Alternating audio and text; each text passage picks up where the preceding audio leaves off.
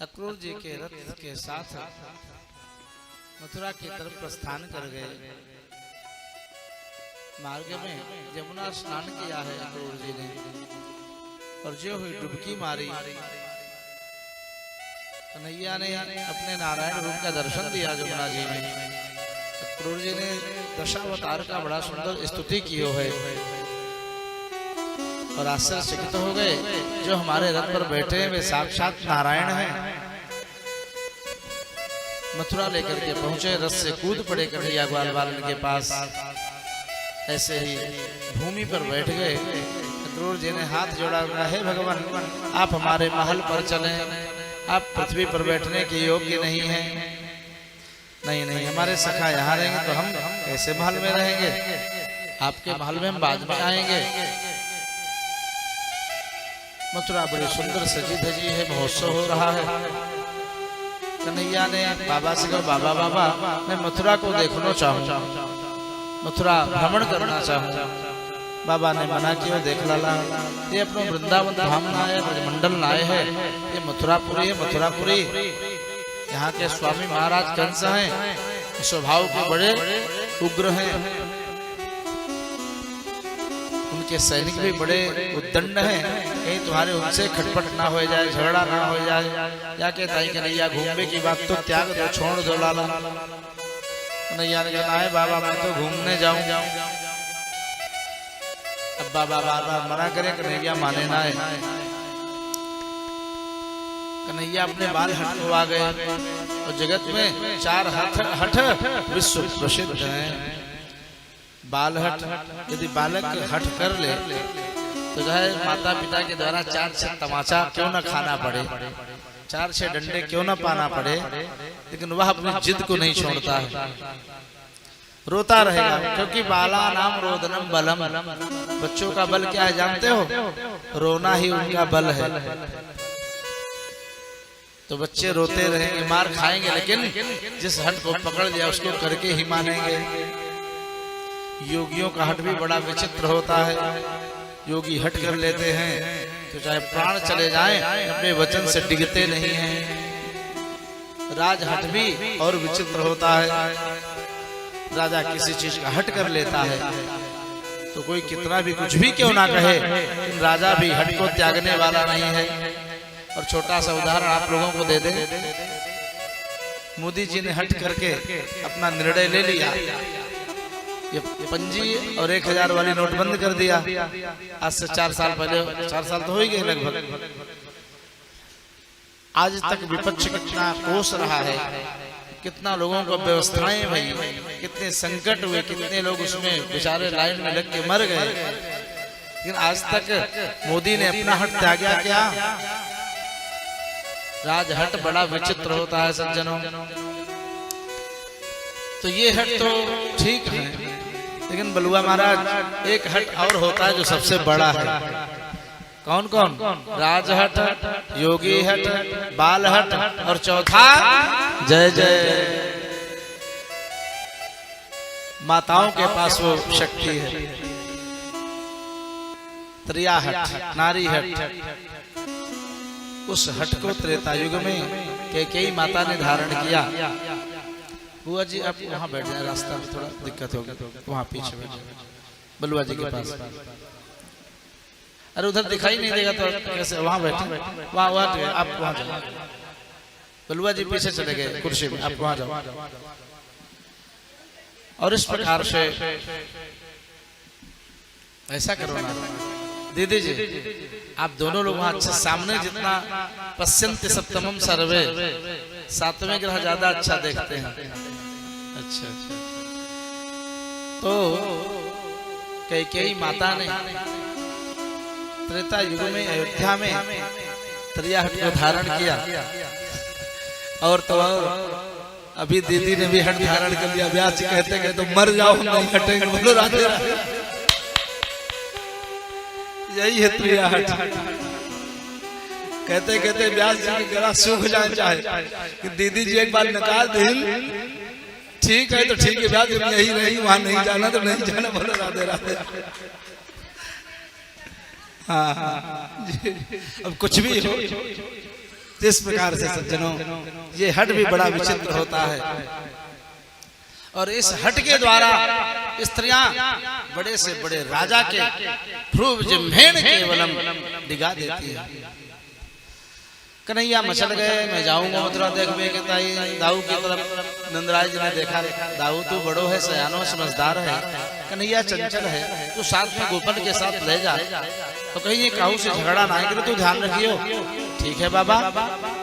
दाऊ जी कन्हैया को गोपन को लेके गए। मथुरा के राजपथ पर ज्यों ही श्याम सुंदर गोपों के साथ चले हैं, कंस की आज्ञा थी कोई भी इनका स्वागत सत्कार नहीं करेगा, फिर भी श्याम सुंदर की रूप माधुरी को देख करके मथुरा की वधूटियां सुंदरियां अपने अपने तालिकाओं पे चढ़ करके राजमार्ग में जाते हुए श्याम सुंदर दाऊ गोपों के ऊपर फूलों की वर्षा करने लगे। कन्हैया तिरछी निगाह से देखते हुए सबको धन्य करते हुए चले जा रहे हैं। आगे धोबी से वस्त्र की याचना की, रजक ने दिया नहीं, भगवान को अपमानित किया, भगवान ने उसका वध किया। ग्वाल बाल गट्ठर खोल करके वस्त्र को धारण किए, बड़े बड़े सैनिकों के वस्त्र छोटे छोटे ग्वाल बाल धारण करके चले। सब कुर्ता पैजामा रास्ता को साफ करता हुआ चल रहा है। दर्जी के यहाँ लेकर के गए, सबको नाप करके सब व्यवस्थित करके श्याम सुंदर ने सबका वस्त्र व्यवस्थित करायो। आगे सुदामा नाम के माली के यहाँ जाकर के दिव्य माला धारण किए सब ग्वाल बालों के साथ श्याम सुंदर। वस्त्र अच्छा हो गया, माला हो गया, लेकिन पीले पीले चंदन के माथे के शोभा नाए हुए। ब्राह्मण और भक्त यदि चंदन से रहित हैं तो उनका मुख देखना अशुभ है। सधवा नारी जिसके पति हैं, अगर वह सिंदूर के बिना रहित है तो उसका मुख देखना दोष है, पाप है। तांबूल के बिना राजा रहता है तो वह अशुभ है।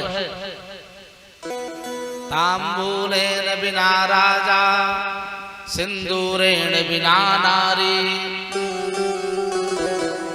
तो चंदनेन बिना विप्रः, चंदन के बिना ब्राह्मण वैष्णव भक्त लोग यदि हैं तो उनका मुख देखना दोष होता है।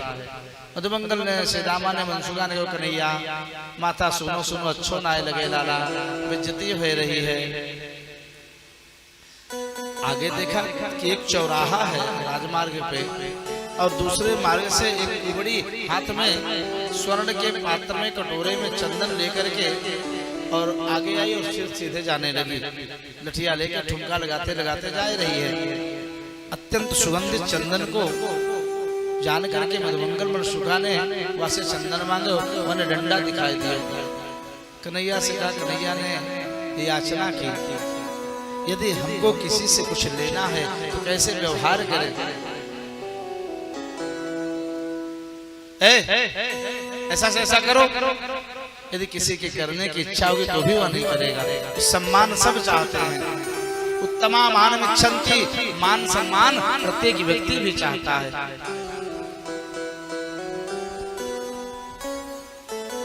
लेकिन आज का व्यक्ति सामने वाले का सम्मान नहीं करना चाहता और स्वयं मान चाहता है, सम्मान चाहता है। यदि हम सम्मान मान चाहते हैं तो हमारा भी कर्तव्य है, धर्म है कि हम भी सामने वाले का सम्मान करें। कन्हैया ने पूछा, हे सुंदरी आप कौन हैं, आपका परिचय क्या है और अपने हाथ में चंदन लेकर के कहाँ जा रही हो। जो ही श्याम सुंदर ने उस उरूपा कुबड़ी को सुंदरी कहा तो आश्चर्यचकित होकर के रुक गई और मुड़ करके देखा तो श्याम सुंदर मेरा सम्मान कर रहे हैं, प्रभु मेरा सम्मान कर रहे हैं। पूछा था आप कौन हो, परिचय क्या है, कहाँ जा रही हो। उसने बड़े प्रेम भाव से मुस्कुराते हुए हंसते हुए दो चार कदम कन्हैया की तरफ आई और कहा, हे श्याम सुंदर मेरा नाम सैरंध्री है, मेरे हाथ का घिसा हुआ चंदन महाराज कंस को बहुत प्रिय लगता है। हम उनकी दासी सेविका का काम करते हैं, हम उनके अधीन हैं, उन्हीं की सेवा में जा रहे हैं। हे देवी इस चंदन को मुझे दे दो तो आपका कल्याण होगा। हे प्रभु वस्तुतया इस चंदन के सच्चे पात्र आप ही हैं। अपना परिचय देते हुए आनंद में निहाल होकर के उस कुब्जा ने एक श्लोक गाया। दास्यास्म्यहं सुन्दर कंस सम्मता दास्यास्म्यहं सुन्दर कंस सम्मता त्रिवक्त्रनामा ननुलेपकर्मणे श्री कृष्ण गोविंदे हरे मुरारे हे नाथ नारायण वासुदेवा मदभावितम्भो जपते रथे प्रिया बिना युवामको नतमस्तदर्हति श्री कृष्ण गोविंदे हरे मुरारे हे नाथ नारायण वासुदेवा हे नाथ नारायण वासुदेव हे नाथ नारायण वासुदेव हे नाथ नारायण वासुदेवा हे नाथ नारायण वासुदेवा। प्रभु मैं कुरूपा हूँ इसलिए सब हमको कुबड़ी कुबड़ी कहते हैं। मेरा नाम सरहंद्री है। भगवान को चंदन दिया, लगाए दियो, अन्य गोपन को दे दियो, लगाए लिए हैं। अब भगवान ने सोचा है यदि मैं इस पर कृपा नहीं करता हूँ ना तो इसके साथ अन्याय होगा, क्योंकि इसने महाराज कंस के चंदन को दिया है और कंस ज्यों ही जानेगा इसे तुरंत मृत्युदंड दे देगा। इस कुब्जा ने मेरी आज्ञा के बिना मेरे शत्रु कृष्ण को मेरा चंदन दे दिया, मनमानी की।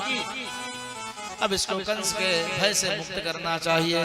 भगवान आगे बढ़े, चरण से उसके चरण को दबाया, दोनों अंगुली को आगे ठुड्डी पे रखे और दर्शन फलम, अपने दिव्य दर्शन का फल देने के लिए श्याम सुंदर ने तत्क्षण उसको बड़ी तेजी से झटका दिया। बभूव प्रमदोत्तमा, वह 16 वर्षीय सुंदरी के रूप में तत्क्षण परिणित हो गई। सभी ग्वाल बाल हो चक्का होके देखने लगे, कन्हैया तने ऐसी कौन सी विद्या सीखी है जो या कुबड़ी को कुरूपा को तने सुंदरी बनाई दियो लाला। श्याम सुंदर के पीताम्बर को पकड़ लिया वाले, प्रीतम आप चलो हमारे महल में हमारे साथ रमण करो, विहार करो, का कालांतर में बाद में आएंगे।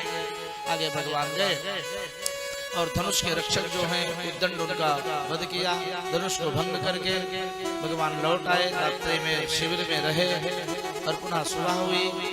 नंदराय जी बड़े बड़े ग्वाल बालों को लेकर के चले गए कंस के, जहाँ पर सुंदर महल में सब व्यवस्था हुई है, दंगल जहाँ हो रहा है। छोटे छोटे ग्वाल बालों को लेकर के श्याम सुंदर उस दंगल की तरफ चल रहे हैं।